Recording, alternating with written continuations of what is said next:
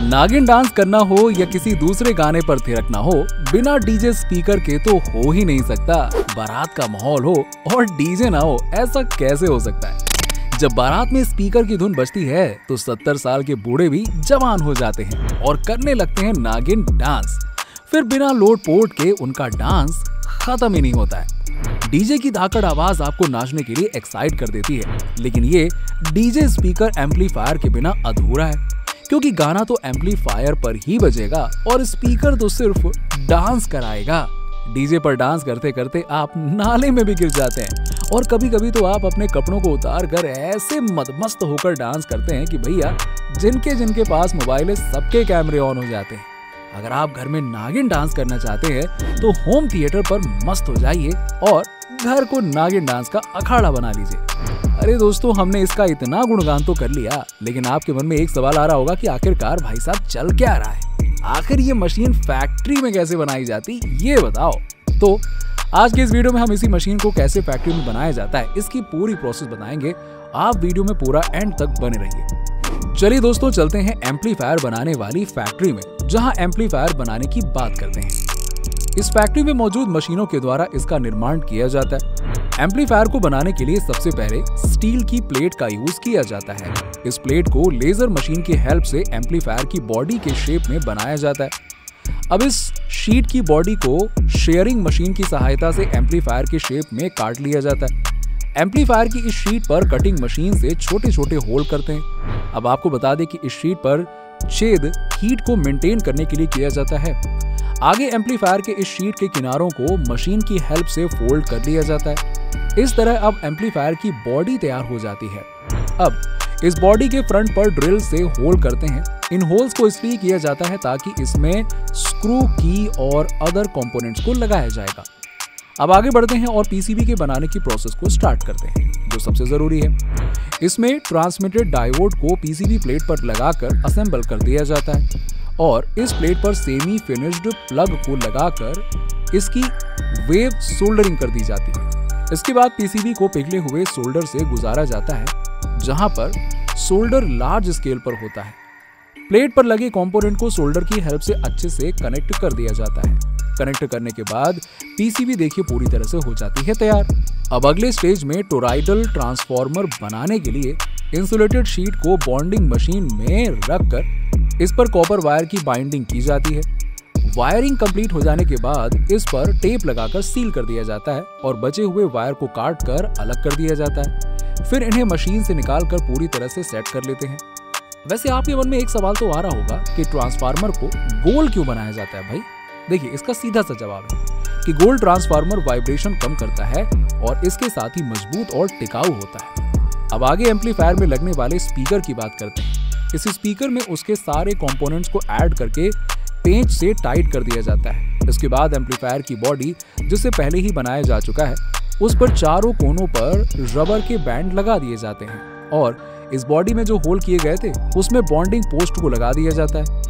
ये bonding post amplifier में electricity से जॉइंट करते हैं। इसके अलावा इन बचे हुए होल में आरसीए सॉकेट को असेंबल करते हैं। अब आपको बता दें कि यही सॉकेट होते हैं जिससे मोबाइल को कनेक्ट करके एम्पलीफायर को इनपुट दिया जाता है। अब बारी आती है फैन को असेंबल करने की और इसके लिए 3 पिन सॉकेट की हेल्प से एम्पलीफायर में अटैच कर दिया जाता है। ये फैन एम्पलीफायर मशीन को कूल करता है। अगले स्टेज में मॉसफेट ऑडियो बोर्ड में वायर को कनेक्ट करते हैं और फिर एम्पलीफायर में रखकर सारे कंपोनेंट के वायर से सेट कर दिया जाता है। इसके बाद अगले प्रोसेस की ओर बढ़ते हैं और तैयार ट्रांसफार्मर को एम्पलीफायर में उसकी जगह सेट कर दिया जाता है। जी हाँ, अब इसके बाद हैमर का यूज करके सारे पार्ट्स को उसकी जगह अच्छे से टाइट कर दिया जाता है। इनर पार्ट कंप्लीट हो जाने के बाद आउटर पार्ट में हैंडल को लगाकर स्विच और कंट्रोलर को लगाते हैं। अब लास्ट में बारी आती है इसके टेस्टिंग प्रोसेस की। वर्कर्स की हेल्प से एम्पलीफायर के सारे पार्ट्स को चेक कर लिया जाता है। चेक करने के बाद इन्हें आगे फैक्ट्री के दूसरे तरफ बढ़ा दिया जाता है, जहां पर इस एम्पलीफायर को आउटर बॉडी से बंद करते हैं और इसको स्क्रू से टाइट कर दिया जाता है। अब इन एम्पलीफायर को बॉक्स में पैक करके टेप से सील कर दिया जाता है और फिर इन्हें बेचने के लिए बाजार में भेज दिया जाता है, जहां से इसे आप अपने घर ले जाते हैं। हमने एम्पलीफायर को तो बना लिया, अब इससे गाने को सुनने के लिए छोटे साउंड होम थिएटर को बना लेते हैं। जी हाँ, क्योंकि भाई बिना स्पीकर के एम्पलीफायर का काम तो अधूरा ही है ना। चलिए चलते हैं इसको बनाने वाली फैक्ट्री की तरफ, जहां इसके कंपोनेंट को अलग अलग बनाया जाता है। होम थिएटर को बनाने के लिए बेसिकली लकड़ी का यूज किया जाता है। सबसे पहले फैक्ट्री में इसके लकड़ी के फ्रेम को बनाने के लिए लकड़ी के बड़े बड़े बोर्ड को लाया जाता है। इन बोर्ड को मशीन से होम थिएटर के शेप में काट लिया जाता है और इन कटे हुए पार्ट्स को एक दूसरे के साथ किनारों से जोड़ लिया जाता है। होम थिएटर के इस शेप पर होल किया जाता है जिनसे वायर को बाहर निकाला जा सके। अब थिएटर के इन पार्ट्स में स्पीकर और ट्रांसफार्मर को असेंबल कर दिया जाता है और इन पार्ट्स को स्क्रू की हेल्प से टाइट कर लिया जाता है। अब बारी आती है जिसमें इसके बैक पैनल को जोड़ा जाता है और उसमें वायर सर्किट को लगा दिया जाता है, जिसे ट्रांसफार्मर, स्पीकर और पीसीबी के साथ वायर की हेल्प से कनेक्ट कर दिया जाता है। इसके बैक पैनल में एक बड़ा सा होल किया जाता है जिसे प्लास्टिक फनल कहते हैं और इससे एयर पास होती है। फिर फ्रंट सेक्शन मॉड्यूल को लगाने के लिए पीसीबी वायर में सोल्डरिंग करके ग्लू की हेल्प से होम थिएटर के फ्रंट पर सेट कर दिया जाता है। इसके अलावा इसको स्क्रू की हेल्प से भी टाइट कर दिया जाता है। अब चेक होने के बाद इसे बॉक्स में पैक कर दिया जाता है और फिर इन्हें मार्केट में सेल करने के लिए भेज दिया जाता है, जहां से खरीद कर आप इन्हें अपने घर में ले आते हैं, है ना। चलिए अब आपने गाना सुनने के लिए छोटे मियाँ यानी कि होम थिएटर को तो बनते हुए देख लिया, अब बड़े मियाँ यानी कि डीजे स्पीकर को बनाने की बात कर लेते हैं। चलिए अब डीजे स्पीकर को बनाने के लिए प्रोसेस स्टार्ट करते हैं। डीजे स्पीकर बनाने के लिए सबसे पहले इसमें स्टील की प्लेट का यूज किया जाता है।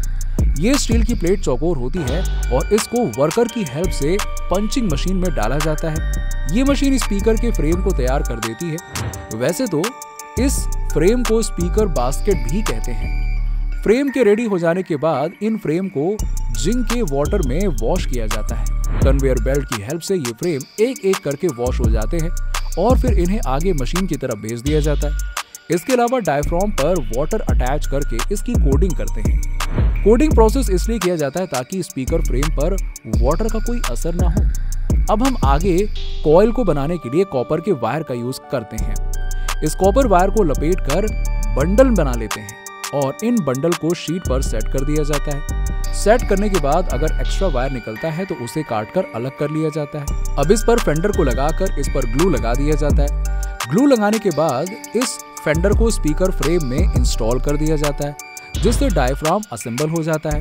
अब बारी आती है मैग्नेट को असेंबल करने की और इस प्रोसेस में मैग्नेट के ऊपर ग्लू लगाया जाता है। ग्लू लगाने के बाद इस मैग्नेट पर स्पीकर की बास्केट को रख दिया जाता है और इसे स्क्रू की हेल्प से टाइट कर दिया जाता है। इसके बाद डायफ्राम को बास्केट के अंदर रखकर ग्लू से सेट कर दिया जाता है और इसे अब आगे के प्रोसेस के लिए बढ़ा दिया जाता है। इस प्रोसेस में स्पीकर को अल्ट्रावायलेट रेंज का यूज करके चेक किया जाता है, जहां से हरी झंडी मिलने के बाद इसे लकड़ी के फ्रेम में फिट करने के लिए भेज दिया जाता है। अब देखिए ये तो बात हो गई स्पीकर बनाने की, लेकिन हाँ जिसमें इसको सेट किया जाएगा अब उसको भी तो बना लेना चाहिए ना। देखिए स्पीकर को रखने वाले फ्रेम लकड़ी का बना होता है और इसे बनाने के लिए सबसे पहले लकड़ी के बोर्ड को लिया जाता है और इस बोर्ड को मशीन की हेल्प से उसके अलग अलग पार्ट में काटा जाता है और इन तैयार लकड़ी के पार्ट को ग्लू लगाकर बोर्ड के सामने के भाग को सेट कर लिया जाता है और उसके बाद बॉटम के पार्ट पर भी ग्लू लगाया जाता है और ग्लू लगाने के बाद फ्रंट के पार्ट से जोड़ दिया जाता है। फिर इनको ग्राइंडर रोबोटिक मशीन से इनकी फिनिशिंग की जाती है। फिनिशिंग कंप्लीट हो जाने के बाद वर्कर्स की हेल्प से इसको पेंट कर लिया जाता है। अब आपने देखा होगा कि स्पीकर की फ्रेम ब्लैक कलर की होती है। अब इसकी बॉडी तैयार हो जाती है और अब इस बॉडी में उन पार्ट्स को असेंबल करके जो पहले से रेडी हैं, सबसे पहले कार्डबोर्ड को इसकी बॉडी के अंदर रख दिया जाता है और उन वायर को भी सेट किया जाता है जिन्हें एक दूसरे पार्ट से जोड़ा जाएगा। अब स्पीकर को इस लकड़ी के बॉडी में असेंबल कर दिया जाता है। असेंबल हो जाने के बाद उन पार्ट्स को सर्किट से जोड़ दिया जाता है। इसके बाद लकड़ी के बॉक्स को एक प्लेट से बंद कर दिया जाता है, लीजिए, और पैक करके इन्हें मार्केट में भेज दिया जाता है, जहां से आप इन्हें अपने घर ले जाते हैं और बढ़िया डिचिक डिचिक करके डीजे वाले गाने पे बाबू बन के नाचते हैं। वैसे आपको बता दूं कि एम्पलीफायर, होम थिएटर और डीजे स्पीकर का प्रोडक्शन हाई लेवल पर होता है। आज हर घर में ये मशीनें देखने को मिलती हैं। दोस्तों उम्मीद करता हूं कि आपको ये वीडियो पसंद आई होगी। अगर हमारी वीडियो पसंद आई हो तो इसे लाइक करें, शेयर करें और अपने दोस्तों के साथ में जरूर शेयर कीजिए। चैनल को सब्सक्राइब नहीं किया तो फटाफट सब्सक्राइब करके बेल आइकन दबा दीजिए।